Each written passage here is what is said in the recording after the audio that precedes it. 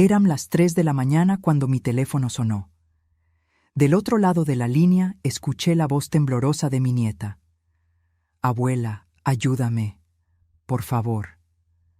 Cuando llegué a la mansión de la familia de su esposo, encontré a mi niña encerrada en un cuarto, con marcas en los brazos que me hicieron entender.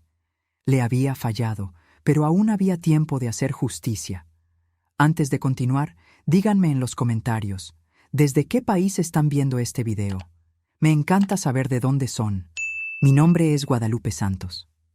Tengo 68 años, y por toda mi vida fui conocida como esa mujer que no se deja de nadie.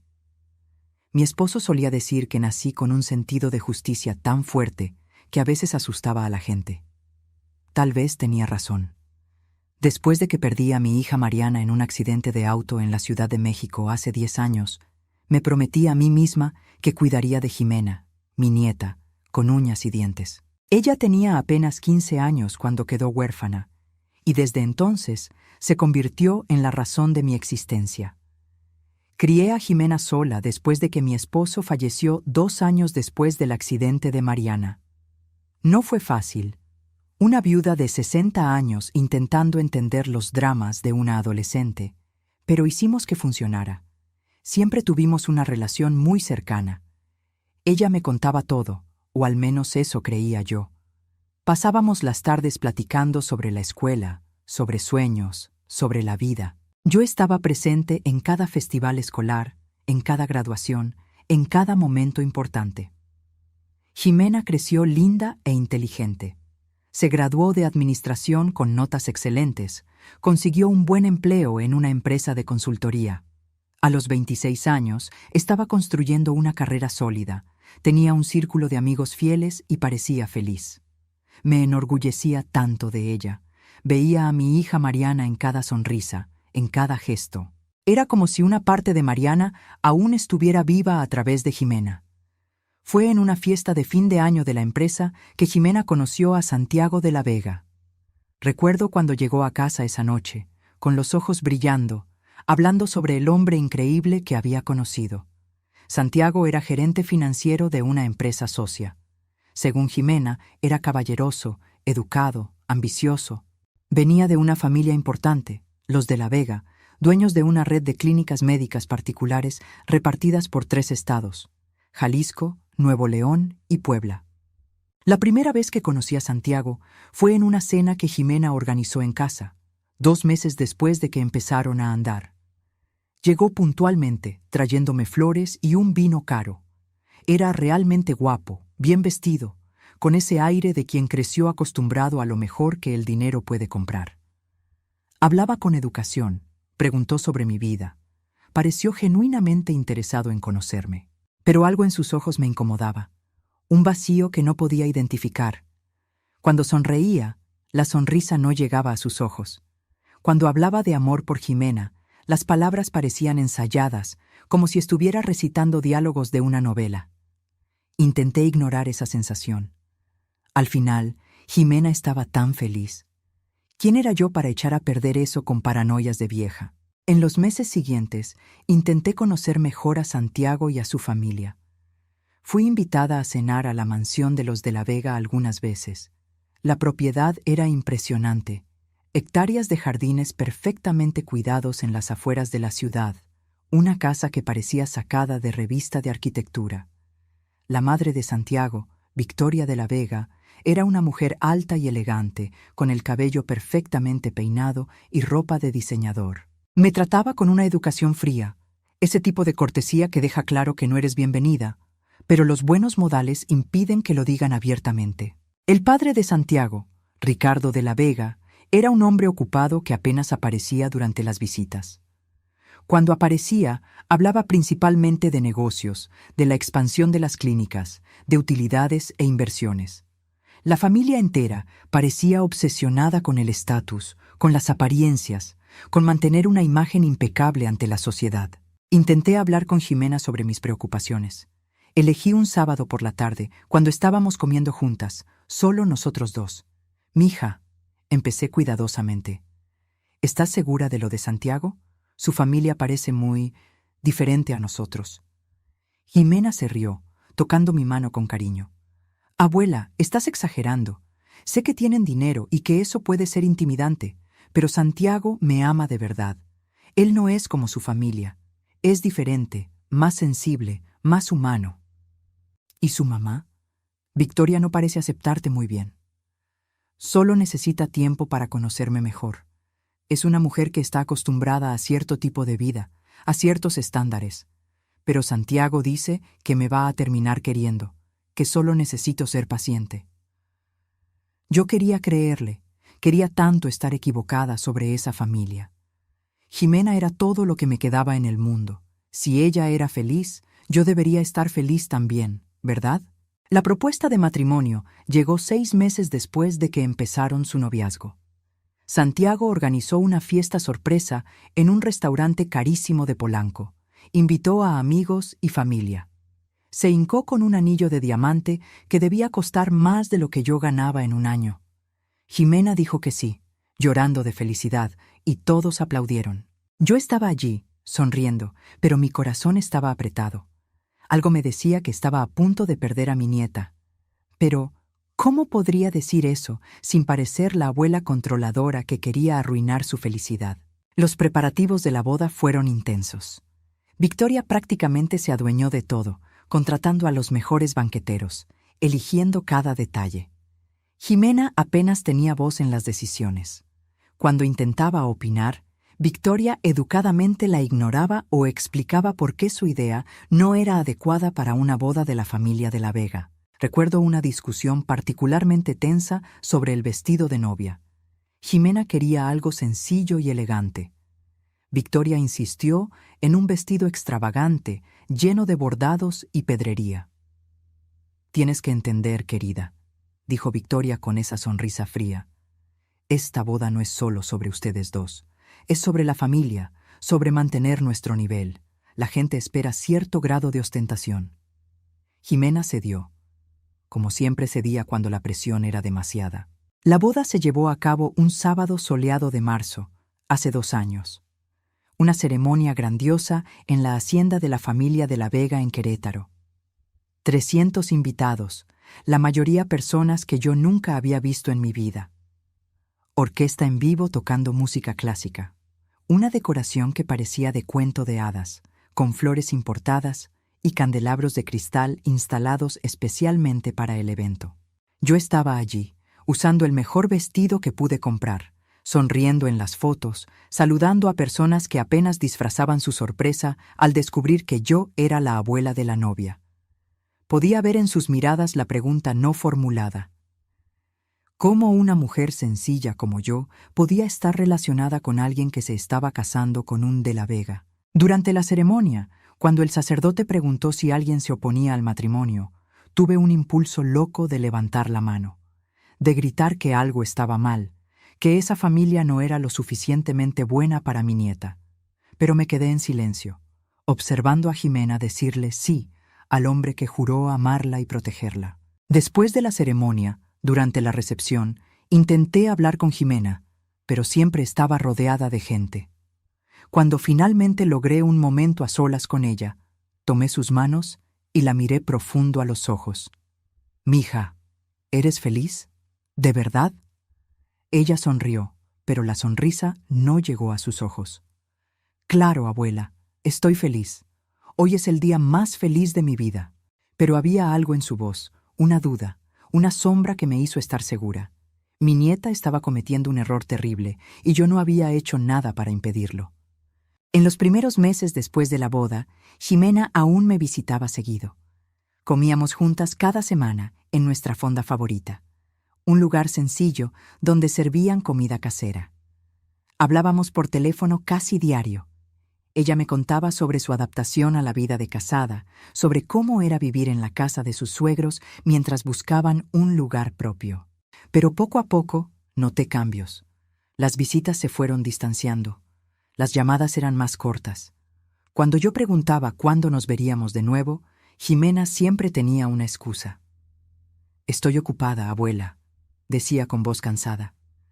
«La familia de Santiago tiene tantos compromisos sociales. Cenas, eventos de caridad, reuniones. Tú entiendes, ¿no? Es parte de su vida». Yo entendía, pero no me gustaba. Empecé a notar otros cambios también. Jimena estaba más flaca, mucho más flaca. Su rostro, que siempre fue llenito y rosado, estaba pálido y afilado. Ojeras profundas marcaban sus ojos, haciéndola ver mucho mayor de sus 26 años. El brillo que siempre vi en ella, esa luz interior que la hacía especial, se estaba apagando. ¿Estás bien, mija?, le pregunté durante una de nuestras raras comidas, como 4 meses después de la boda. Estás muy delgada. ¿Estás comiendo bien?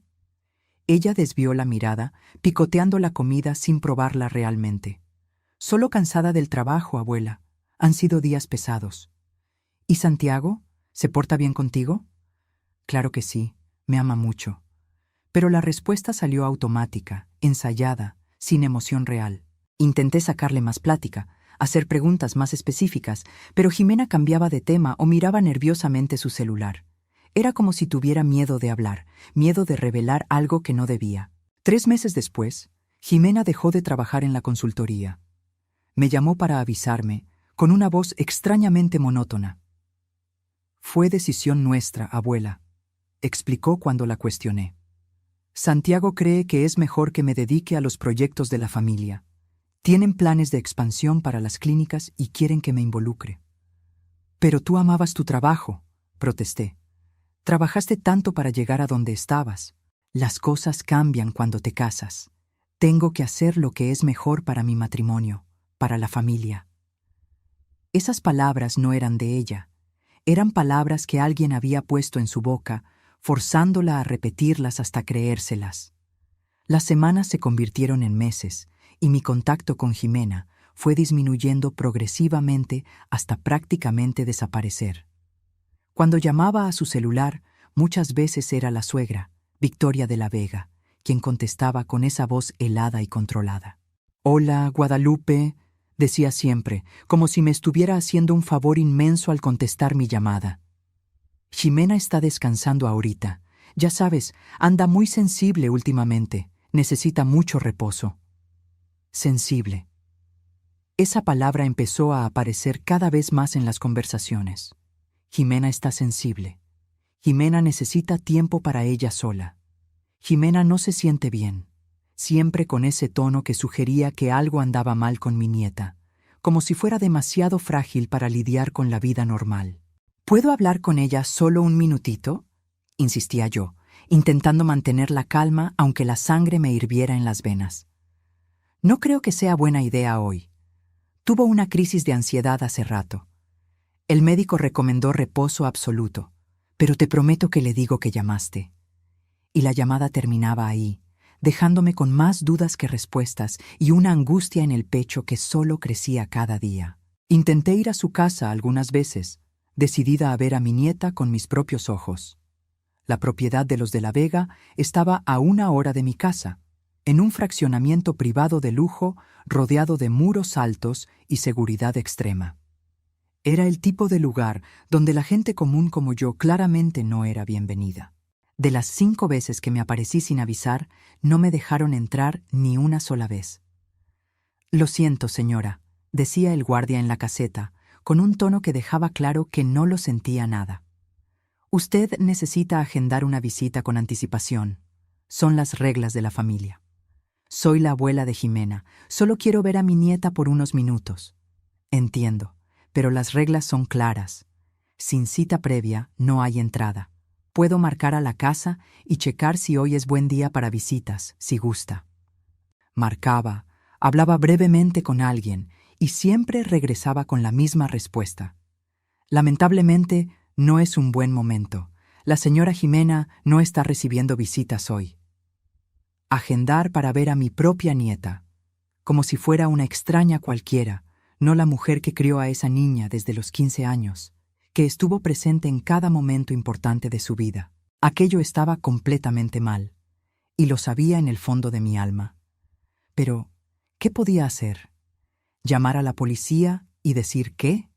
¿Que mi nieta adulta y casada no quería verme? ¿Que la familia del esposo estaba siendo grosera conmigo? No había delito en eso. solo una creciente sensación de que algo terrible estaba pasando y yo estaba impotente para impedirlo. Empecé a hacer preguntas, a investigar por mi cuenta. Llamé a excompañeras de trabajo de Ximena, personas que ella consideraba amigas. Todas me dijeron lo mismo. Ximena simplemente dejó de aparecer un día. No contestó más correos, no tomó más llamadas, se borró por completo de sus vidas. Intenté seguir en contacto, doña Lupe, me dijo Patty, que había sido la mejor amiga de Ximena en la empresa. Le mandé mensajes, le llamé, hasta fui a su casa una vez, pero el esposo me recibió en la puerta y me dijo que Ximena ya no quería amistades del pasado, que estaba enfocada en su nueva vida. Fue raro, ¿sabe? No parecía algo que Ximena diría. Intenté hablar con otras amigas de ella, amigas de la carrera, de la prepa. La mayoría había perdido el contacto también. Ximena cambió después de que se casó, doña Lupe, me dijo Julia, que conocía a Ximena desde los 17. Parecía otra persona las pocas veces que logré hablar con ella. Y a Santiago no le gustaba que saliera sola. Siempre ponía pretextos para que no fuera a nuestras reuniones. Al final, dejamos de invitarla. Mi sangre hervía con cada plática. Conocía bien las señales de una relación abusiva. Había pasado 30 años trabajando como trabajadora social antes de jubilarme, ayudando a mujeres a escapar de situaciones de violencia doméstica. Conocía los patrones: aislamiento de la familia y amigos, control sobre la vida social, cambios drásticos de comportamiento. Pero nunca, ni en mis peores pesadillas, imaginé que mi propia nieta estaría viviendo ese infierno. Y lo peor era que no podía llegar a ella. Era como si hubieran construido un muro infranqueable entre nosotros, y yo estaba del lado de afuera, gritando, pero mi voz no alcanzaba. Hace 3 meses, un domingo por la mañana, mi teléfono finalmente sonó. El nombre de Ximena apareció en la pantalla. Contesté al primer timbrazo, con el corazón acelerado. «¿Ximena? Mija, ¿eres tú?» Del otro lado, escuché sollozos. Mi nieta estaba llorando, ese tipo de llanto desesperado que viene desde el fondo del alma. «Abuela», logró decir entre los sollozos. «Abuela, necesito verte. Por favor». «Claro, mija. ¿Dónde estás? Voy por ti ahorita mismo». «No puedo salir. Santiago, él no me deja. Le puso seguro a mi carro, me quitó mi otro celular. Este es un teléfono viejo que encontré escondido en un cajón.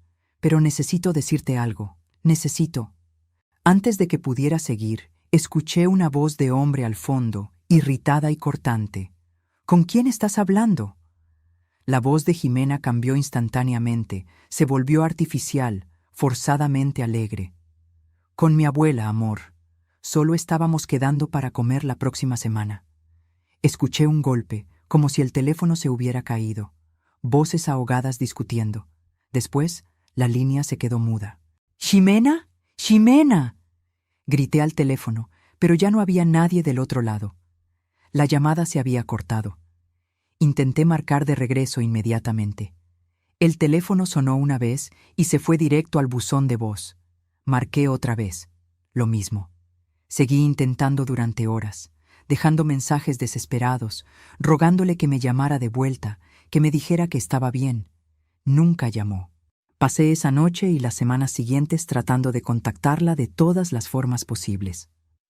Llamé al teléfono fijo de la casa de los de la Vega decenas de veces. Victoria siempre contestaba, siempre con el mismo cuento. Ximena estaba indispuesta, estaba descansando, no podía hablar. Mandé mensajes al celular de Ximena, todos entregados, ninguno leído. Envié cartas por correo. Nunca recibí respuesta. Volví al fraccionamiento, esta vez con más insistencia, exigiendo que me dejaran pasar. «Señora, si sigue causando disturbios, voy a tener que llamar a la policía», me amenazó el guardia. «Llámala, llama a la policía. A mi nieta la tienen prisionera ahí adentro». Pero no llamó, y eventualmente tuve que irme, furiosa e impotente. Busqué ayuda legal. Agendé una cita con un abogado que una antigua compañera me recomendó. Le expliqué toda la situación: el aislamiento progresivo, el cambio de comportamiento, la llamada desesperada, mi incapacidad de hacer contacto. El abogado, un hombre de mediana edad con mirada compasiva, escuchó todo pacientemente. Después, con la gentileza de quien tiene que dar malas noticias, me explicó la realidad.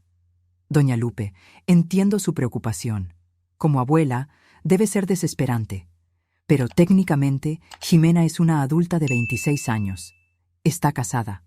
Si ella no hace una denuncia formal de abuso, si no busca ayuda activamente, no hay mucho que podamos hacer legalmente. Pero la tienen contra su voluntad, argumenté, sintiendo que las lágrimas de frustración me quemaban los ojos. Lo escuché en su voz. Tiene miedo. Le creo. Pero necesitamos pruebas concretas. Una llamada telefónica no es suficiente. Si usted pudiera hablar con ella en persona, documentar señales visibles de abuso. No me dejan acercarme a ella. Lamentablemente tienen ese derecho. Es propiedad privada, a menos que tengamos una orden judicial, y para conseguir una orden necesitamos evidencias de que se está cometiendo un delito. Era un círculo vicioso imposible. Para ayudar a Jimena, necesitaba pruebas. Para conseguir pruebas, necesitaba tener acceso a ella, pero para tener acceso, necesitaba pruebas. Salí del despacho del abogado sintiéndome derrotada. Pero la derrota me duró solo hasta que llegué a casa, porque ahí, mirando las fotos de Jimena repartidas por mi sala, Jimena de niña, Jimena de adolescente, Jimena graduándose de la carrera, tomé una decisión. Si el sistema legal no me iba a ayudar, tendría que encontrar otro camino. Decidí investigar por mi cuenta, reunir las pruebas que necesitaba, descubrir exactamente qué le estaba haciendo esa familia a mi nieta. Empecé investigando todo lo que pude encontrar sobre la familia de la Vega y sus clínicas. Por encima, todo parecía perfecto, casi demasiado bueno para ser cierto. Premios de excelencia en atención médica, certificaciones de salubridad, testimonios maravillosos de pacientes satisfechos publicados en su sitio oficial, fotos de instalaciones lujosas que más parecían hoteles de 5 estrellas que clínicas médicas. Pero cuando rasqué más hondo, usando búsquedas avanzadas y sitios de quejas al consumidor, encontré grietas en esa fachada brillante. Había quejas viejas, la mayoría borradas o marcadas como resueltas, pero aún visibles en páginas archivadas de Internet. Encontré registros de demandas laborales que nunca prosperaron, todas misteriosamente retiradas o resueltas con acuerdos confidenciales. Ex-empleados que salieron de repente de las clínicas, algunos con quejas públicas que después desaparecieron sin explicación. Un patrón se empezó a formar frente a mí. Las clínicas de La Vega tenían muchos secretos que no querían que se supieran. Hice una lista de todos los ex-empleados que pude identificar a través de redes sociales profesionales y foros de empleo. Eran 17 personas que habían trabajado en las 5 clínicas de la red en los últimos 5 años y salido en circunstancias dudosas. Empecé a contactar a cada una de ellas. La mayoría no contestó mis mensajes. Algunos bloquearon mi perfil de inmediato. Pero 3 personas aceptaron platicar, siempre y cuando fuera en persona y en lugares públicos discretos. La primera fue Beatriz Costa, una enfermera que había trabajado en la clínica principal por 3 años antes de ser despedida. Nos vimos en un café pequeño en una colonia alejada. Llegó nerviosa, mirando constantemente a su alrededor como si esperara que la estuvieran siguiendo. ¿Doña Lupe? Empezó después de que pedimos café, sus manos temblaban al sostener la taza. Necesito que entienda algo antes de que platiquemos. Firmé un contrato de confidencialidad cuando me fui. Si se enteran que hablé con usted, me pueden demandar. Me pueden destruir financieramente. Entiendo el riesgo que está corriendo, y le agradezco inmensamente que haya aceptado hablar conmigo. Respiró hondo, le dio un trago largo al café y empezó a hablar. Esa familia es peligrosa, doña Lupe. Tienen nexos con jueces, delegados, políticos importantes. Vi cosas terribles pasando en esas clínicas, pero cuando intenté denunciar internamente, me corrieron al día siguiente. Me inventaron una acusación de robo de medicamentos. Yo nunca me he robado nada en mi vida. ¿Qué tipo de cosas vio? Miró a su alrededor otra vez antes de seguir, bajando la voz casi a un susurro. medicación inadecuada administrada a pacientes, personas que mantenían internadas mucho más tiempo del necesario porque entre más tiempo se quedaban, más ganaba la familia, diagnósticos manipulados, exámenes alterados para justificar tratamientos caros e innecesarios. Se me revolvió el estómago. ¿Y los pacientes no se quejaban? ¿No intentaban irse? Los sedaban. O sus diagnósticos eran ajustados para incluir tendencias suicidas, lo que le daba a la clínica autorización legal para retenerlos contra su voluntad. Vi familias siendo manipuladas, convencidas de que sus seres queridos estaban demasiado enfermos para que les dieran el alta. ¿Y quién cuestionaba? Su rostro se endureció, sus ojos se llenaron de lágrimas. Una compañera mía, Andrea, empezó a hacer muchas preguntas sobre ciertos procedimientos. Era técnica de enfermería. Llevaba 6 años ahí. 2 semanas después de que amenazó con llevar documentos a la Secretaría de Salud, le plantaron drogas en su bolsa durante una revisión de rutina. La corrieron por falta de probidad, perdió su cédula profesional, le destruyeron la vida. Todos sabíamos que era una trampa, pero ¿quién se iba a meter con los de La Vega? ¿Tiene pruebas de alguna de esas cosas? Negó con la cabeza. Me corrieron sin dejarme recoger mis cosas. Los guardias me escoltaron hasta afuera del edificio. Pero sé que otros empleados tomaron fotos, hicieron grabaciones. El problema es que todos tienen demasiado miedo para usarlas. Salí de ese café con más preguntas que respuestas, pero también con la confirmación de que mis sospechas eran ciertas.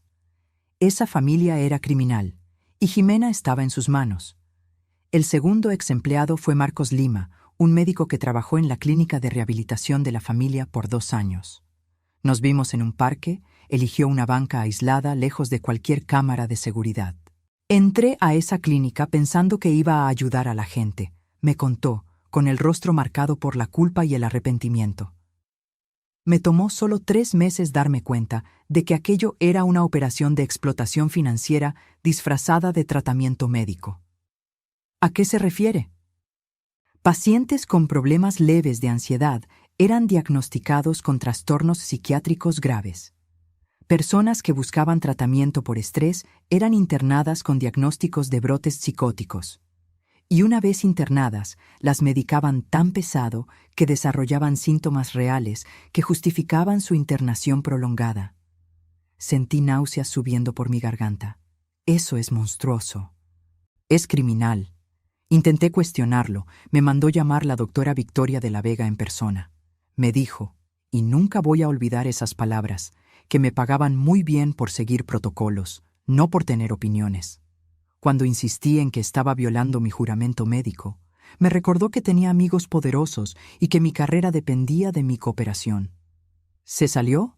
Renuncié al día siguiente, pero firmé una cláusula de confidencialidad a cambio de una compensación económica. Básicamente, me sobornaron para que me callara, y acepté porque tenía miedo. Me miró con ojos atormentados. Sé que fui un cobarde. Vivo con esa culpa todos los días. ¿Su nieta está ahí?, preguntó de repente. La pregunta me tomó por sorpresa. ¿Cómo lo sabe? Porque está aquí haciéndome estas preguntas. Porque veo en su cara la misma desesperación que vi en las caras de otras familias tratando de sacar a los suyos de ese lugar. Hizo una pausa. ¿Cuánto tiempo lleva ahí? No estoy segura, al menos unos meses. Movió la cabeza, sombrío. Entre más tiempo se quede, peor va a ser. La medicación que usan crea dependencia. El cuerpo se acostumbra. Cuando eventualmente sale, si es que sale, la persona queda con secuelas. Problemas neurológicos, dificultad de concentración, cambios de personalidad a veces permanentes. Esas palabras me pegaron como un golpe en el estómago. Con cada día que pasaba, a mi nieta la estaban dañando de formas que tal vez nunca se podrían revertir por completo. La tercera persona que aceptó hablar fue Valeria Santos, ex psicóloga de la clínica. Nos vimos en su propia casa, después de que insistió en que era más seguro que cualquier lugar público. Trabajé ahí 4 años, me contó mientras tomábamos té en su cocina. Entré llena de ideales, queriendo ayudar a personas con adicciones y problemas mentales. Salí sintiendo que había participado en crímenes contra la humanidad. Me contó sobre pacientes siendo forzados a participar en terapias experimentales que no tenían base científica alguna, sobre sesiones de terapia grabadas sin consentimiento y usadas después para manipular a los familiares, sobre registros médicos falsificados para justificar internamientos eternos. Había una paciente, me dijo Valeria, con la voz entrecortada, joven, bonita, inteligente. Había sido internada por la familia del esposo con diagnóstico de trastorno de personalidad, pero platicando con ella, quedó claro que no tenía nada más que tristeza por estar encerrada contra su voluntad. Llevé mis observaciones a la supervisión. Me dijeron que dejara de involucrarme emocionalmente y siguiera el plan de tratamiento establecido. ¿Qué pasó con ella? Se quedó 6 meses internada. Cuando salió, era una persona completamente diferente, apática, sin vida en los ojos. Los medicamentos habían destruido algo esencial en ella. Esa descripción me aterrorizó. ¿Eso era lo que le estaba pasando a Jimena? ¿Se estaba convirtiendo en una versión vacía de ella misma? Pasé las semanas siguientes procesando toda esa información, tratando de decidir cuál sería mi siguiente paso. Tenía evidencias anecdóticas, testimonios de exempleados, pero nada lo suficientemente concreto para llevar a las autoridades, especialmente considerando que la familia de la Vega tenía conexiones dentro de esas mismas autoridades. Fue entonces cuando recibí un mensaje que cambió todo. Era de un número desconocido, enviado por una aplicación de mensajes encriptados. Doña Lupe, soy amiga de Jimena. Trabajo en la clínica donde está ella. No puedo hablar mucho, pero ella la necesita, urgente. Están planeando trasladarla a otra unidad lejos de aquí, tal vez a Valle de Bravo. Por favor, sáquela de ahí pronto. Mi corazón se aceleró. Contesté de inmediato. ¿Quién eres? ¿Cómo conseguiste mi contacto? No importa. Lo que importa es que Jimena está en peligro. Ella me dio su número hace meses. Me hizo prometer que le avisaría si las cosas empeoraban. Empeoraron mucho. Vaya por ella. ¿Dónde está exactamente? Clínica de recuperación en Cuernavaca, 3er piso, ala oeste. Pero tiene que ser rápido. Mañana puede ser demasiado tarde. La plática terminó ahí. La persona bloqueó el número y desapareció. Pero yo tenía lo que necesitaba: la ubicación de Jimena y la urgencia para actuar. Pasé esa noche sin dormir, planeando. Sabía que no tenía tiempo para juntar más pruebas, para intentar otra vez la vía legal. Si Jimena estaba a punto de ser trasladada, necesitaba actuar de inmediato. Y si eso significaba romper la ley, que así fuera. Llamé a un investigador privado que una excompañera de trabajo me había recomendado. Le expliqué la situación de forma resumida por teléfono. Aceptó verse conmigo a la mañana siguiente. Carlos Ferreira era un hombre de unos 50 años, ex policía que había abierto su propia agencia de investigación después de jubilarse. Nos vimos en un café cerca de mi casa y le conté todo. Cada detalle, desde la boda de Jimena hasta el mensaje misterioso que recibí. Escuchó en silencio, tomando notas de vez en cuando.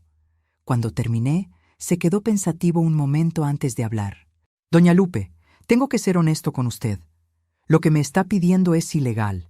Irrumpir en una propiedad privada, sacar a una paciente internada, aunque sea su nieta. Eso puede traerle un proceso penal. Puede ir a la cárcel. Lo sé, pero no voy a dejar a mi nieta en ese lugar ni un día más. Si me meten presa, que así sea. Al menos podré dormir sabiendo que intenté salvarla. Estudió mi cara, buscando dudas. No encontró ninguna. Está bien, la voy a ayudar, pero vamos a hacerlo bien, con planeación. Una acción impulsiva solo va a empeorar las cosas. Pasamos el resto de ese día y todo el día siguiente planeando meticulosamente. Carlos consiguió planos básicos del edificio de la clínica a través de registros públicos de construcción. Identificamos posibles puntos de entrada, rutas de escape, horarios de menos movimiento. El turno de la madrugada siempre es el más vulnerable, explicó Carlos. Menos empleados, guardias más relajados, entre las 2 y las 4 de la mañana es nuestra mejor ventana. Pero había un problema. ¿Cómo pasar la seguridad de la entrada? La clínica tenía portones eléctricos, cámaras, guardias armados. No era un lugar al que simplemente pudieras entrar por la fuerza. Fue cuando a Carlos se le ocurrió una idea. Conozco a alguien que trabaja en una empresa de mantenimiento de sistemas de aire acondicionado. Esas clínicas de lujo tienen contratos regulares de mantenimiento. Si conseguimos uniformes y credenciales falsas, nos tomó 2 días conseguir todo. Uniformes de una empresa real de mantenimiento, gafetes falsos pero convincentes, una camioneta vieja pintada con el logo de la empresa, hasta herramientas y equipo para parecer legítimos. Si alguien checa con la empresa real, nos van a descubrir de inmediato, me advirtió Carlos. Así que tenemos que ser rápidos. Entrar, sacar a Jimena, salir. 15 minutos máximo. Quedamos para el martes por la noche, 3 días después de recibir el mensaje misterioso. Carlos iría conmigo. Traería a un ayudante, un excompañero de la policía de confianza llamado Roberto. 3 personas para asegurar que lográramos sacar a Jimena a salvo. La noche antes de la operación, preparé una maleta pequeña con ropa para Jimena, documentos importantes, dinero. Preparé un escondite, la casa de Teresa, mi amiga de 40 años de amistad, que aceptó refugiarnos sin hacer preguntas. También escribí una carta, por si algo salía mal, por si me arrestaban o algo peor. Expliqué todo lo que había descubierto sobre la familia de la Vega, enlisté los nombres de todas las personas que me habían dado información, adjunté copias de todas las notas que había tomado. Le dejé la carta a Teresa con instrucciones de entregarla a las autoridades si yo no regresaba. «Vas a regresar», me dijo Teresa firmemente, abrazándome. «Vas a traer a Jimena y todo va a salir bien». Yo quería creerle. Llegó el martes. Pasé el día tratando de mantener la calma, pero mi corazón no dejaba de latir fuerte. Revisé el plan decenas de veces. Chequé y rechequé la maleta de Jimena. Llamé a Carlos 3 veces para confirmar que todo estaba listo. «Doña Lupe, respire», me dijo en la tercera llamada. «El nerviosismo excesivo estorba. Necesita estar enfocada esta noche». Tenía razón. Me obligué a meditar, algo que no hacía hace años. Me senté en silencio en la sala, mirando las fotos de Jimena, pidiéndole a Dios que me diera fuerzas para hacer lo que tenía que hacer. A las 11 de la noche, Carlos pasó por mí. Roberto ya estaba en la camioneta, uniformado. Yo me puse mi uniforme también. Pantalón cargo azul marino, camisa con el logo de la empresa de mantenimiento.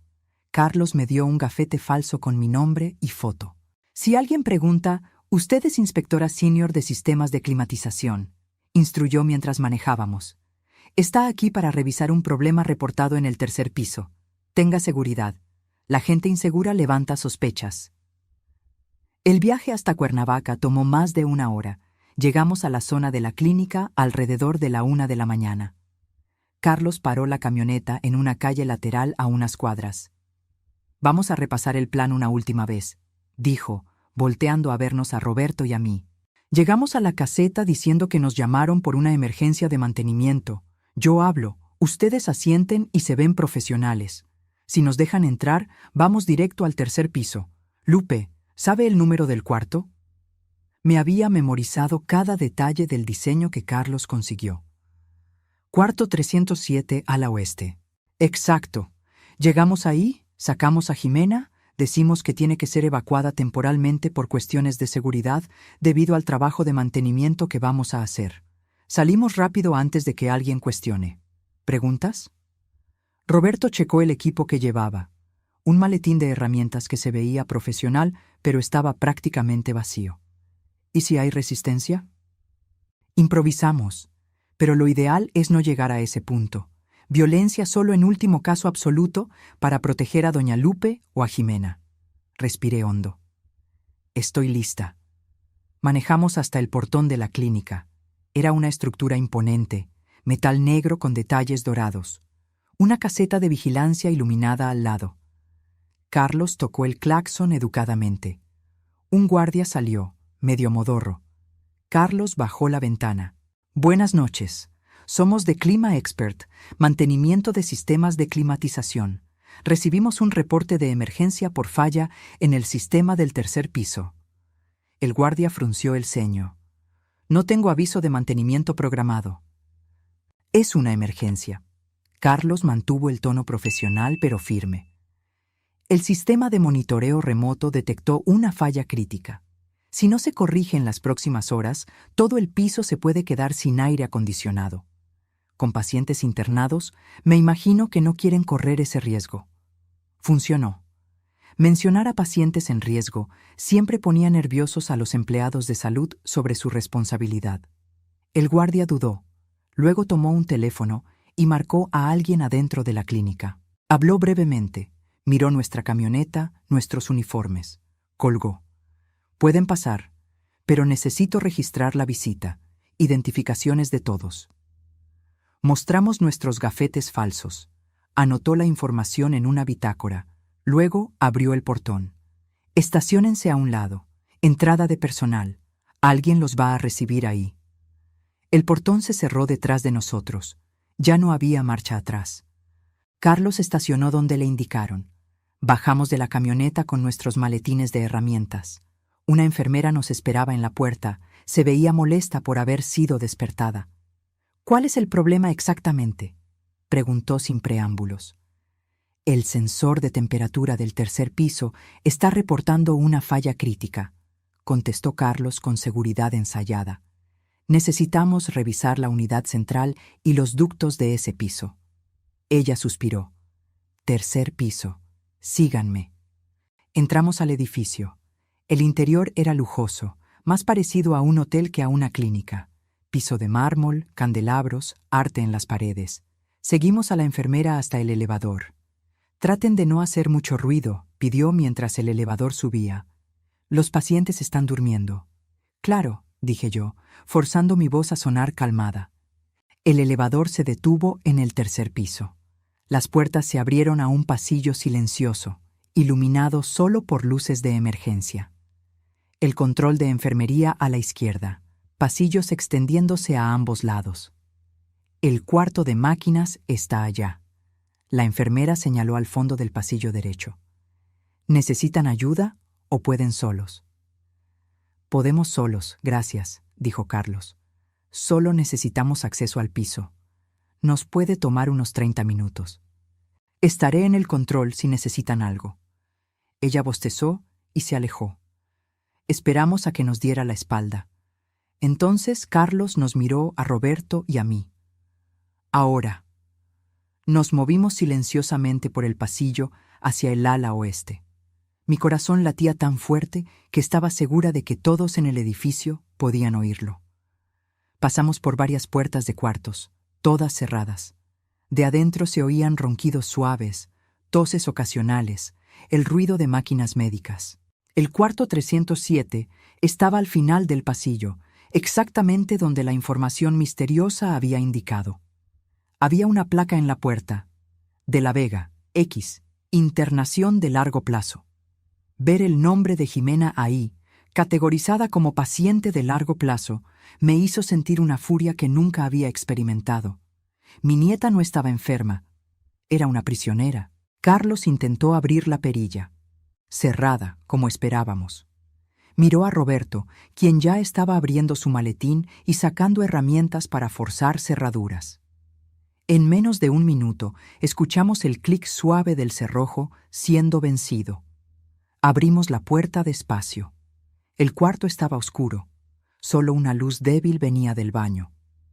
Había una cama en el centro, y en ella un bulto pequeño cubierto por sábanas. Entré primero. Mis ojos se ajustaban a la oscuridad. Me acerqué a la cama. —¿Ximena? —susurré. La forma se movió. Un quejido bajo. Jalé la sábana cuidadosamente y casi me desmorono al ver a mi nieta.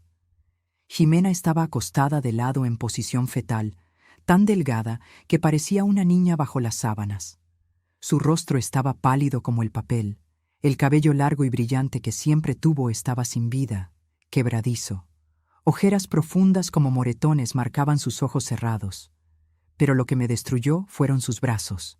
Marcas circulares cubrían ambos antebrazos en filas organizadas y deliberadas. quemaduras, algunas recientes y rojas, otras cicatrizadas en blanco. Alguien lo había hecho metódicamente, repetidamente, a lo largo de semanas o meses. Dios mío, susurré, las lágrimas escurriendo por mi cara. Toqué suavemente su hombro. Ximena, mija, despierta, soy tu abuela. Parpadeó lentamente. Sus ojos trataban de enfocarme en la oscuridad. Estaba claramente bajo el efecto de una medicación pesada. «¿Abuela?», murmuró, con la voz arrastrada y confundida.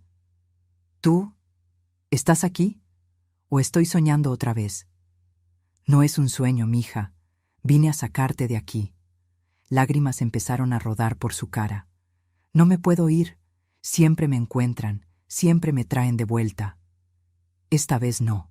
Te vas conmigo y nunca más regresas a este lugar. Te lo prometo». Carlos se acercó, hablando bajo. «Doña Lupe, tenemos que ser rápidos. La enfermera puede venir a revisar en cualquier momento». Ayudé a Ximena a sentarse. Se tambaleó, mareada por la medicina. Miré alrededor y vi una bata colgada en la silla. Se la puse, luego le puse sus pantuflas. «¿Puedes caminar?» «Creo que sí», murmuró, pero cuando intentó levantarse, sus piernas le fallaron. Roberto la sostuvo antes de que cayera. «Yo la cargo», dijo él, tomándola en brazos con cuidado. Ximena no pesaba casi nada. Salimos del cuarto. El pasillo seguía silencioso. Empezamos a caminar de regreso hacia el elevador, intentando vernos normales, como empleados haciendo su chamba. Fue cuando escuchamos la voz desde el control de enfermería. «¡Hey! ¿Qué están haciendo con esa paciente?». La enfermera que nos había recibido estaba de pie, mirándonos con una sospecha creciente en el rostro. Carlos no dudó. «Procedimiento de emergencia. El sistema de climatización de su cuarto tiene una fuga de gas refrigerante. Tenemos que evacuarla temporalmente mientras hacemos la reparación». Pero la enfermera no se estaba tragando el cuento. Tomó el teléfono del control. «Voy a llamar a la supervisora». «No tenemos tiempo para eso», dijo Carlos, caminando más rápido. «Es cuestión de seguridad. Si hay una fuga real, la paciente corre riesgo». Empezó a marcar. Nos dimos cuenta de que en segundos todo el edificio estaría en alerta. Carlos me miró. «Plan B. Corran». Corrimos. Roberto cargando a Ximena, Carlos y yo atrás. La enfermera le gritó a alguien. Las alarmas empezaron a sonar. Las luces se encendieron en el pasillo. Llegamos al elevador. Piqué el botón repetidamente, desesperada. Las puertas se abrieron. Gracias a Dios seguía en el piso. Entramos. Carlos picó la planta baja. Las puertas empezaron a cerrarse cuando vi a 2 guardias doblando la esquina del pasillo, corriendo hacia nosotros. Uno de ellos gritó que detuviéramos el elevador. Las puertas se cerraron por completo. El elevador bajó. «Nos van a estar esperando abajo», dijo Roberto, todavía cargando a Ximena. «¿Hay salida de emergencia?», pregunté. Carlos pensó rápido. «Escalera de incendios. Vamos a salir en el primer piso y buscamos». El elevador llegó al primer piso.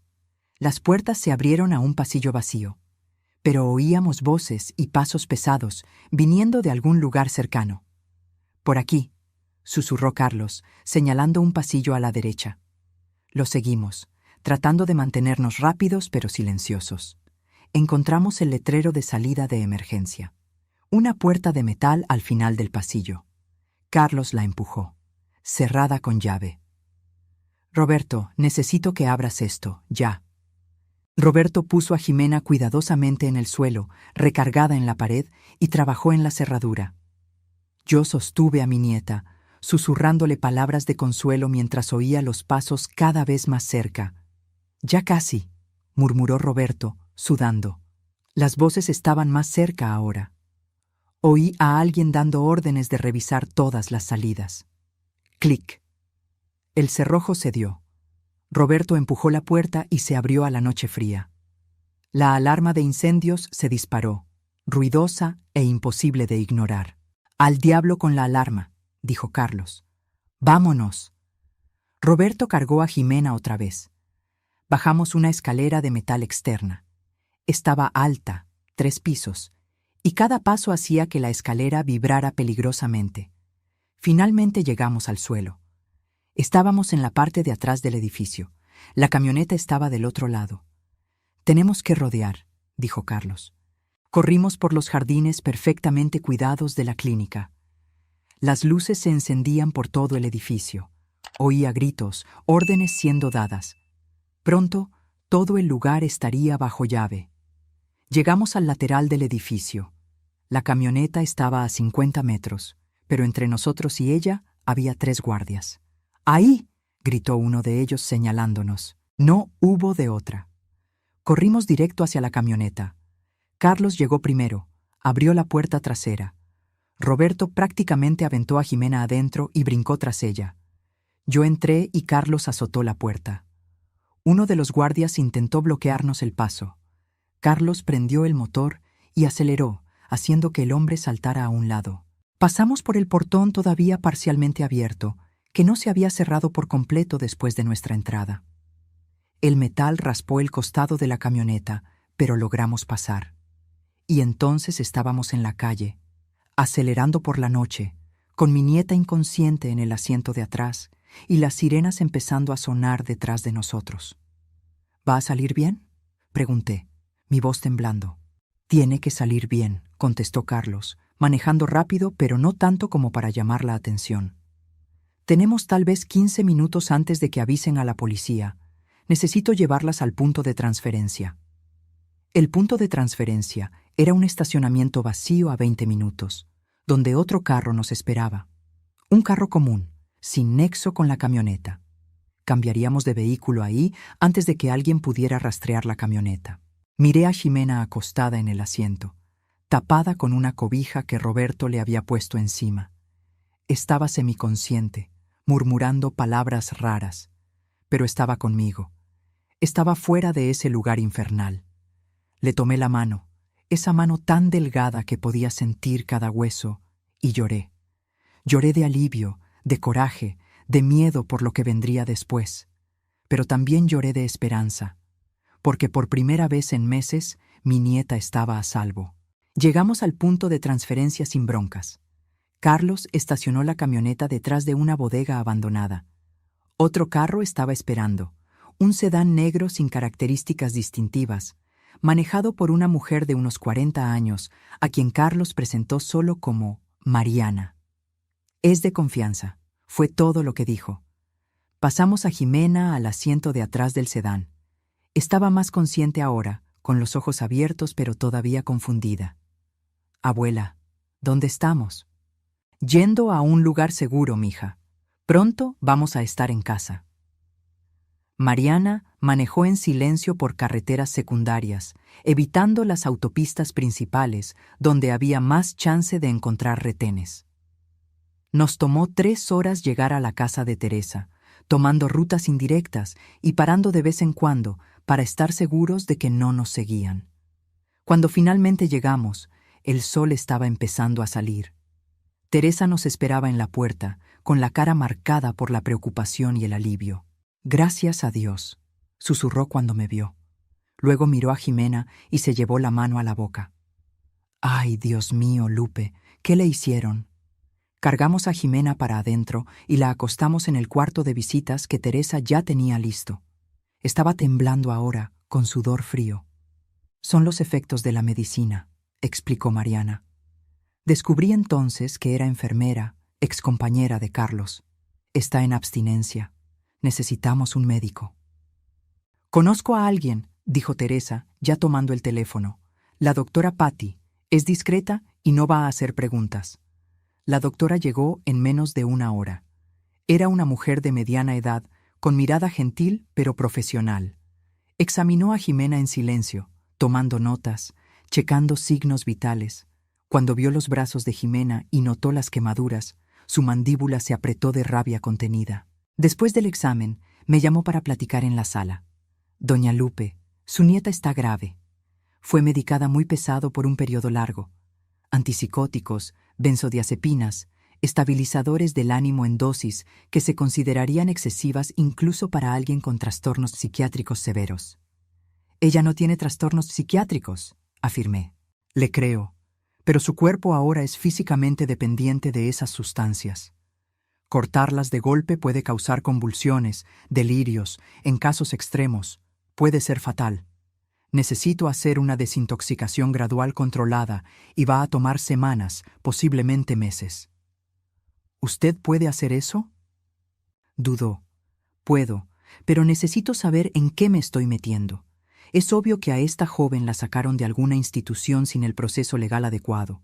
Si ayudo, puedo perder mi cédula. Puedo ir a la cárcel. La miré directo a los ojos. Doctora Patty, a mi nieta la torturaron. Vea sus brazos. Esas marcas no son de ella. Alguien la quemó repetidamente, de forma deliberada y sistemática. La tenían prisionera, drogada contra su voluntad, abusada. La saqué de ahí porque no había otra forma de salvarla.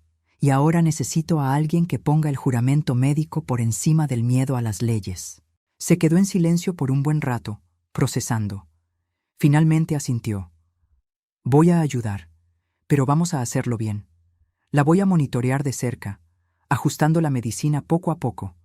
Va a tener síntomas difíciles: ansiedad, insomnio, temblores, posiblemente alucinaciones. No va a ser fácil.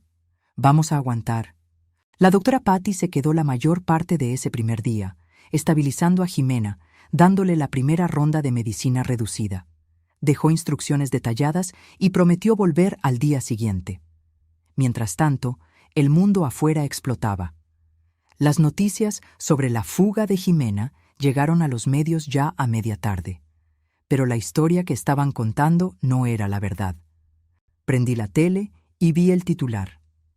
Paciente psiquiátrica secuestrada de clínica de rehabilitación. Familia desesperada por información. El reportaje mostraba la fachada lujosa de la clínica. Luego cortaba a una entrevista con Victoria de la Vega. Estaba impecablemente vestida, con los ojos rojos pero secos, la voz controlada y temblorosa en su justa medida. Jimena está muy enferma, decía a la cámara. Sufre de trastorno bipolar grave con episodios psicóticos. Estaba recibiendo el mejor tratamiento posible, empezando a presentar mejorías. Y entonces, alguien se la llevó. Alguien que no entiende la gravedad de su condición. Ella necesita medicina, supervisión médica constante. Sin eso, se puede hacer daño o lastimar a otros.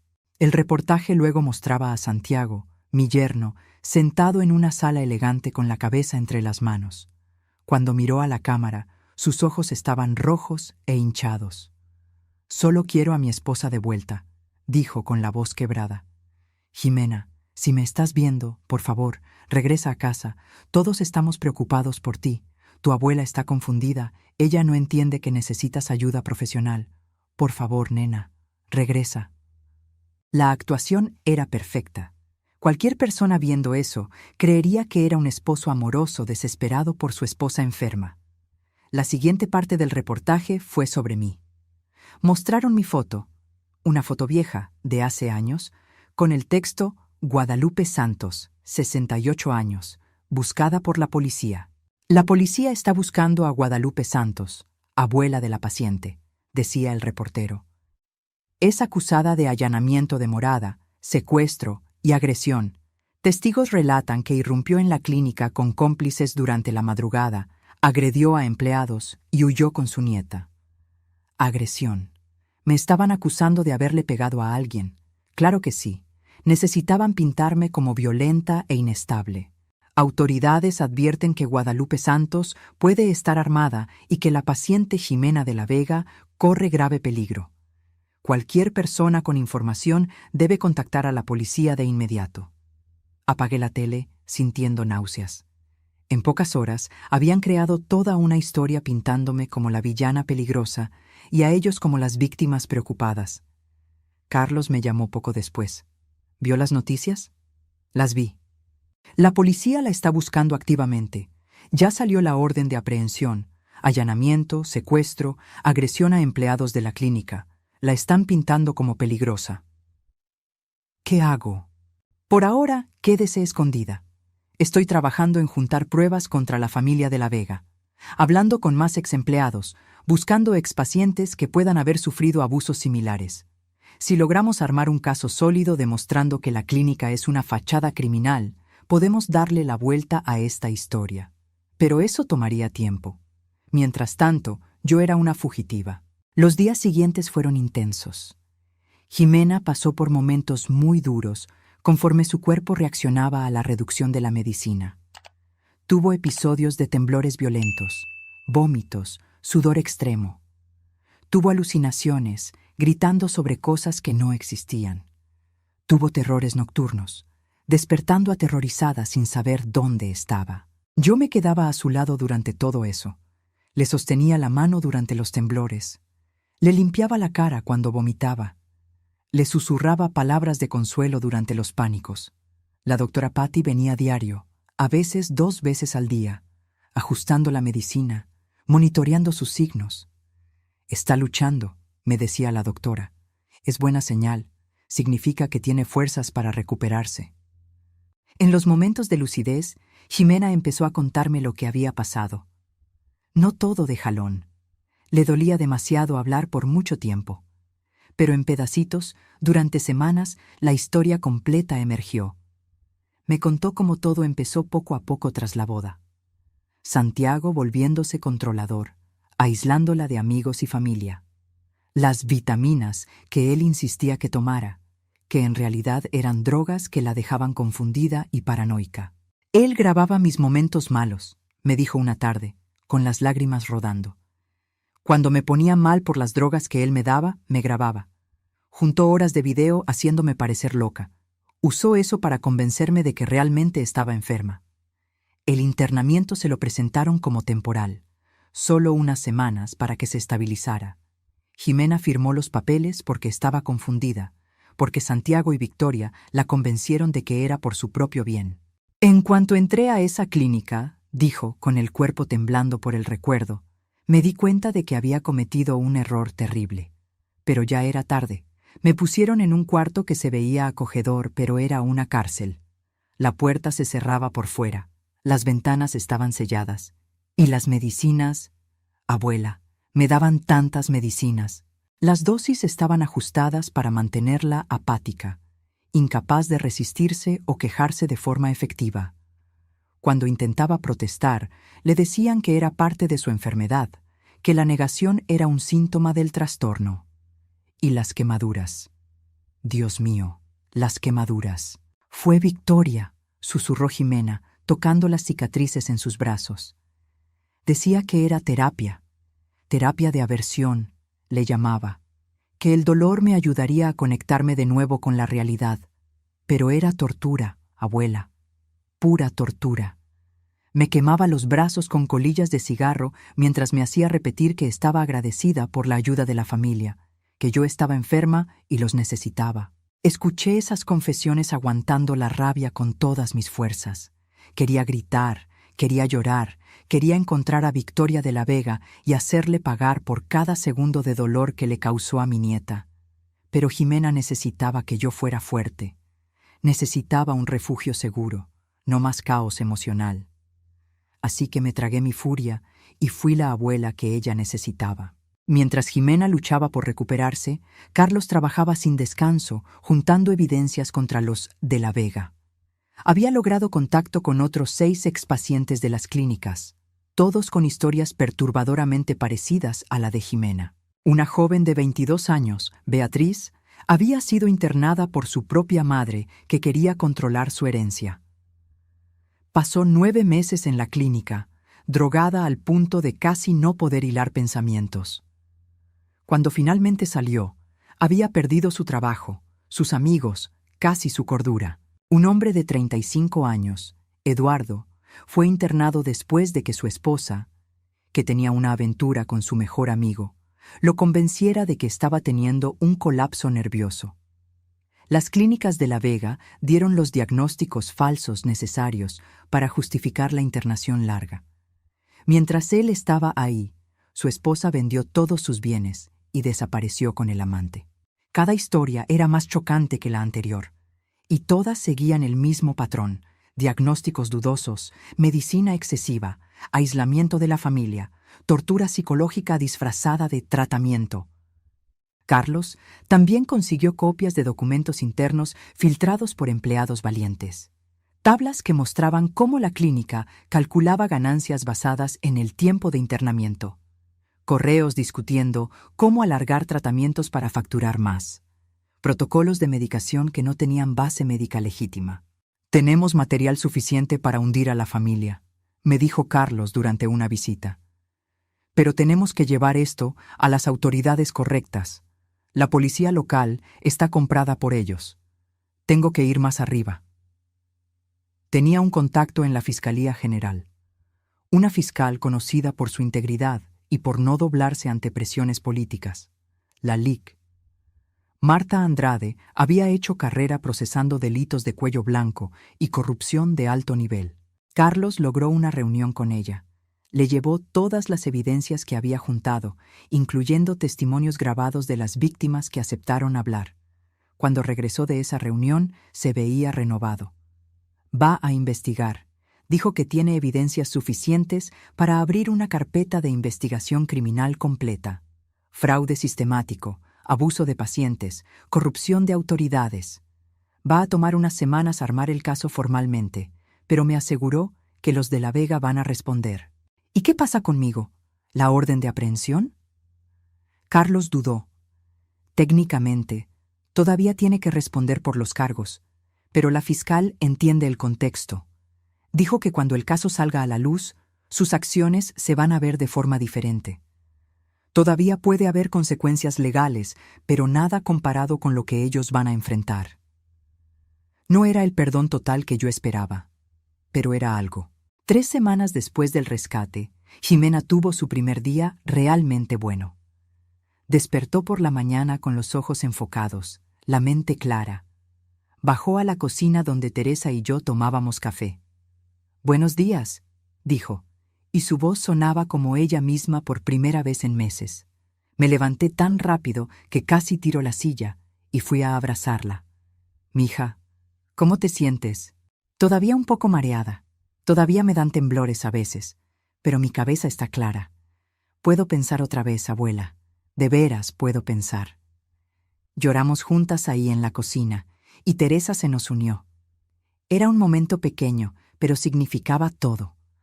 En los días siguientes, Jimena siguió mejorando. La doctora Patty estaba impresionada con su progreso. Es fuerte, más fuerte que la mayoría de la gente que pasa por lo que ella pasó. Salió a su madre, dije con orgullo. Mi Mariana también era una guerrera. Un mes después del rescate, las cosas empezaron a moverse rápido. La Fiscalía llevó a cabo operativos simultáneos en las 5 clínicas de la red de La Vega. Fueron de madrugada, con órdenes judiciales para asegurar documentos, computadoras, registros médicos. Las imágenes llegaron a las noticias. Policías entrando a las clínicas con cajas y cajas de evidencia. Pacientes siendo trasladados a otras instituciones para una evaluación independiente de sus diagnósticos y tratamientos. Y detenciones. Santiago de la Vega fue arrestado en su casa a las 6 de la mañana, todavía en pijama. Las cámaras captaron el momento en que lo subían a la patrulla, con la cara pálida de la impresión. Victoria de la Vega fue arrestada en la sede administrativa de las clínicas. A diferencia de su hijo, no mostró impresión. Mantuvo esa expresión fría y superior, incluso esposada, como si aquello fuera solo una molestia temporal. Ricardo de la Vega, el patriarca, intentó huir. Lo agarraron en el aeropuerto de la Ciudad de México tratando de subirse a un vuelo privado hacia Centroamérica. Su arresto fue particularmente satisfactorio de ver. 6 médicos fueron arrestados también, acusados de complicidad en el esquema. 2 administradores. 3 enfermeros que participaban activamente en los abusos. La historia cambió de la noche a la mañana. De repente, ya no era la abuela desequilibrada que secuestró a la nieta enferma. Era la heroína que expuso una red criminal de proporciones espantosas. Jimena ya no era la paciente psiquiátrica fugitiva. Era la víctima valiente que sobrevivió a abusos inimaginables. Reporteros trataron de encontrarme. Querían entrevistas exclusivas, querían oír la historia completa. Rechacé todas. No me interesaba la fama, solo quería que mi nieta se recuperara y que los de la Vega pagaran por lo que hicieron. 2 semanas después de los arrestos, me entregué a la policía según lo acordado con la fiscal. Fui acusada formalmente de allanamiento de morada y retiro no autorizado de paciente internado. Los cargos de agresión fueron retirados cuando se probó que no le había pegado a nadie. Aquello había sido puro invento. Mi abogado, un joven defensor público llamado Pablo que creyó en mi causa desde el principio, argumentó que mis acciones estaban justificadas por estado de necesidad y legítima defensa de un tercero. Mi clienta actuó para salvar a su nieta de un peligro inmediato y real, le dijo al juez durante la audiencia. Jimena de la Vega estaba siendo torturada, drogada ilegalmente, retenida prisionera. Guadalupe Santos no es una criminal, es una heroína. Cualquier abuela en su lugar habría hecho lo mismo. El juez, una mujer de unos 60 años con mirada severa pero no injusta, escuchó todos los argumentos. Escuchó también el testimonio de Jimena, quien insistió en presentarse, aunque todavía se estaba recuperando. Ver a mi nieta en el estrado, con la voz todavía temblorosa pero firme, contando cada detalle de lo que sufrió. Fue uno de los momentos más orgullosos y más dolorosos de mi vida. Cuando el juez dictó sentencia, sentí que un peso se me quitaba de encima. Doña Guadalupe Santos claramente violó la ley al entrar a la propiedad de la clínica. Sin embargo, las circunstancias extraordinarias de este caso, junto con la evidencia clara y convincente de que la víctima estaba de hecho en peligro inmediato de daño serio, reducen considerablemente su culpabilidad. Considerando también que la señora no tiene antecedentes penales y actuó por un motivo noble, la sentencia será 6 meses de servicio comunitario y 2 años de libertad condicional. La orden de aprehensión queda revocada. Salí de ese juzgado sin esposas, ante el alivio visible de Jimena que estaba en el público. Bajó corriendo y me abrazó. Ya acabó, abuela. Finalmente, acabó. Pero no había acabado del todo todavía. El juicio de los de la Vega tardó casi 1 año en empezar. Fue un espectáculo mediático que dominó las noticias por meses. Cada día traía nuevas revelaciones horribles. Otras víctimas empezaron a aparecer. Gente que había pasado por las clínicas años atrás y nunca habló por miedo o vergüenza. El número creció a casi 50 expacientes relatando abusos parecidos. Familias de pacientes que habían muerto bajo el cuidado de las clínicas empezaron a hacer preguntas. Se revisaron autopsias. Se reabrieron investigaciones. 3 muertes que habían sido clasificadas como suicidio fueron reclasificadas como homicidio tras pruebas de que las víctimas habían sido medicadas a la fuerza hasta la sobredosis. El juicio en sí fue brutal para Jimena. Tuvo que testificar, tuvo que volver a contar cada detalle de su calvario, tuvo que mostrar sus cicatrices al jurado, explicar cada quemadura, cada abuso. Yo estuve ahí todos los días, en la primera fila, dándole fuerzas en silencio. Y ella estuvo increíble, fuerte, clara, firme incluso cuando los abogados de la defensa trataron de desacreditarla. Santiago intentó alegar que no sabía de todo el esquema, que solo seguía órdenes de su madre, pero los correos y mensajes de texto que fueron asegurados probaban que era un participante activo. Había mensajes de él discutiendo con Victoria qué medicinas usar para mantener a Jimena bajo control. Correos sugiriendo subir las dosis cuando ella mostraba resistencia excesiva. Victoria de la Vega no mostró remordimiento ni una sola vez durante todo el juicio. Cuando finalmente tuvo chance de hablar, mantuvo su postura fría y de superioridad. Hicimos lo que era necesario para ayudar a gente enferma, declaró. Si algunos no apreciaron nuestros métodos, lo lamento por ellos, pero nuestras intenciones eran puras. Nuestros resultados, efectivos. Esta persecución es injusta. La fiscal Marta Andrade destruyó esa defensa sistemáticamente. Presentó evidencia tras evidencia de dolo deliberado. Mostró las tablas de ganancias, los protocolos abusivos, los testimonios de decenas de víctimas, los registros de muertes sospechosas. El veredicto llegó una tarde lluviosa de noviembre.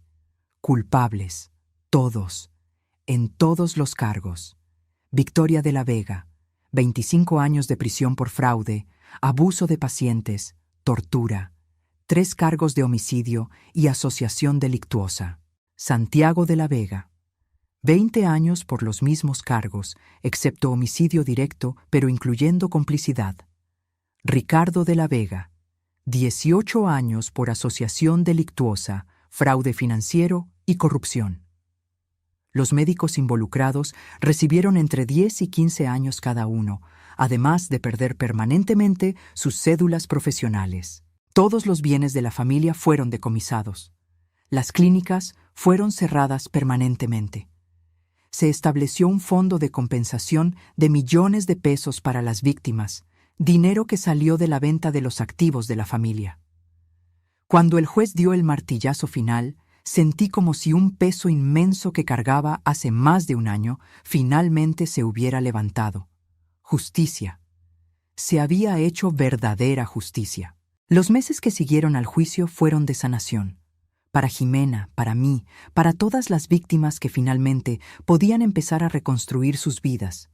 Jimena siguió en terapia, esta vez con profesionales de verdad, que la ayudaron a procesar el trauma. No fue fácil. Hubo recaídas, momentos en que la ansiedad y las pesadillas regresaban con todo, pero luchó. Y poco a poco fue recuperando pedazos de ella misma que pensábamos perdidos para siempre. 1 año y medio después del rescate, Jimena volvió a estudiar. Decidió hacer una maestría en psicología con enfoque en traumas de abuso institucional. Quiero ayudar a otras personas que pasaron por lo que yo pasé, me dijo. Quiero convertir este dolor en algo útil. Me puse tan orgullosa que lloré. También empezó a hablar públicamente sobre su experiencia. No fue fácil para ella exponerse así, pero sintió que era importante. Su historia ayudó a inspirar reformas en las regulaciones de clínicas psiquiátricas en todo el país. Se aprobaron nuevas leyes exigiendo una vigilancia más estricta, protocolos más claros para internamientos involuntarios, mecanismos de denuncia más accesibles para pacientes. En cuanto a mí, a mis 70 años ahora, descubrí una nueva vocación. Empecé a trabajar con una ONG que ayuda a víctimas de abuso familiar e institucional. Uso mi historia para demostrar que nunca es tarde para luchar, que una persona decidida puede hacer la diferencia. Recibimos cartas cada semana. Familias que pasaron por situaciones parecidas, agradeciendo que hayamos expuesto el esquema de los de la Vega. Gente pidiendo ayuda para sacar a sus seres queridos de situaciones abusivas. Hacemos lo que podemos, conectando familias con abogados, con grupos de apoyo, con recursos. Jimena conoció a alguien nuevo, Pedro, un joven profesor que conoció en la universidad. Él sabe todo lo que ella pasó y la apoya incondicionalmente. Es gentil con ella de formas que Santiago nunca fue, paciente con sus momentos difíciles, orgulloso de su fuerza.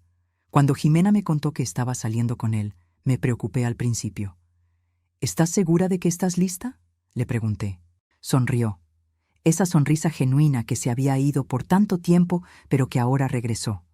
Sí, abuela, y esta vez te prometo que te voy a escuchar si tienes dudas sobre él. Conocí a Pedro en una comida unas semanas después.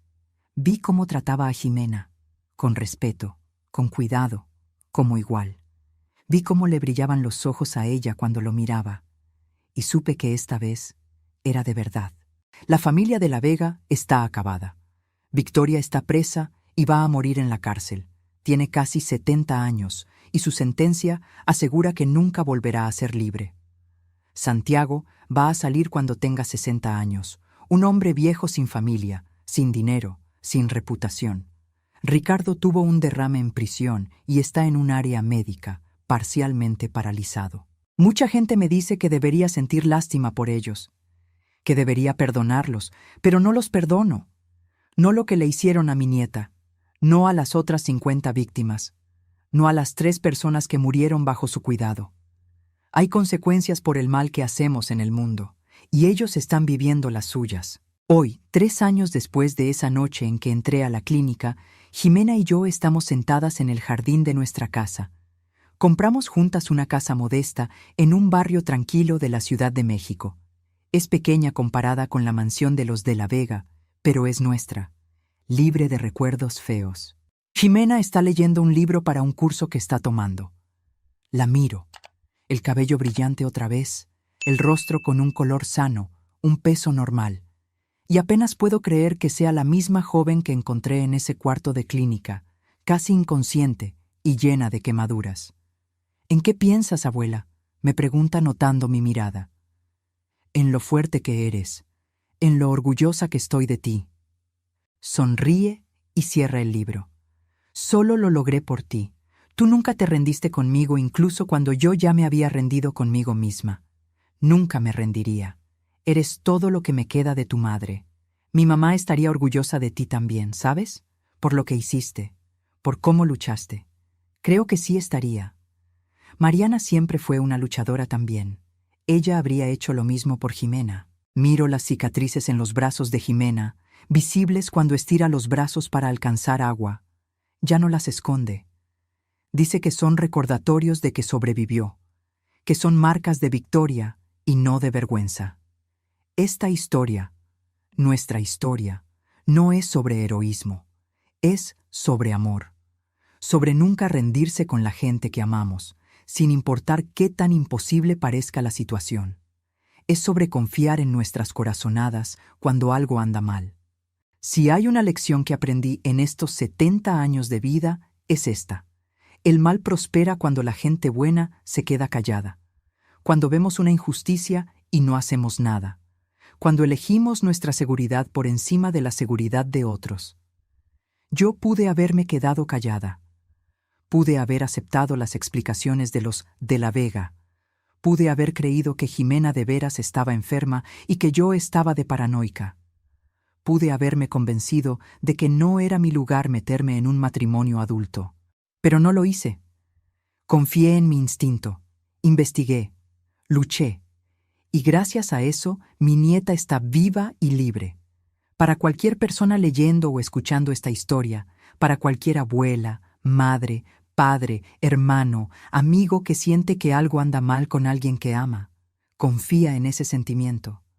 No ignores las señales, no aceptes explicaciones fáciles cuando tu corazón te está gritando que algo está mal. Haz preguntas, investiga. Si es necesario, actúa. Aunque parezca una locura, aunque todos digan que estás exagerando, porque podrías tener razón, y tu acción podría salvar una vida. A los 70 años, descubrí que la edad es solo un número, que una señora frágil puede ser increíblemente fuerte cuando tiene que proteger a quien ama, que el valor no es la falta de miedo, es actuar a pesar del miedo.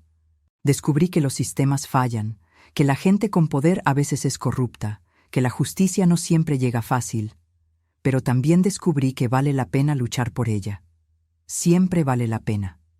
Y descubrí que el amor de una abuela por su nieta es una fuerza más poderosa que cualquier institución, cualquier familia rica, cualquier obstáculo que el mundo ponga enfrente. Jimena cierra el libro por completo y se levanta. ¿Quieres que te prepare un té, abuela? Sí, mija. La veo entrar a la casa, caminando con seguridad, sin tambalearse, sin la influencia de drogas. Una mujer joven y sana de 29 años, con toda la vida por delante, con sueños, planes, un futuro. Y sé, en el fondo de mi corazón, que hice lo correcto. El camino no fue fácil. Rompí leyes, arriesgué mi libertad. Pasé noches sin dormir por el miedo de lo que podía pasar. Pero valió cada segundo de terror, cada momento de duda, porque mi nieta está en casa, está a salvo, se está curando, y los monstruos que la lastimaron están donde deben estar, tras las rejas, pagando por sus crímenes. Esta es mi historia. La historia de cómo una abuela de 68 años enfrentó a una familia poderosa y ganó. No porque sea especial o extraordinaria, sino porque amé lo suficiente como para no rendirme. Y si yo pude hacerlo, tú también puedes. Sea cual sea tu batalla, sea quien sea a quien tengas que proteger. Tienes esa fuerza adentro de ti.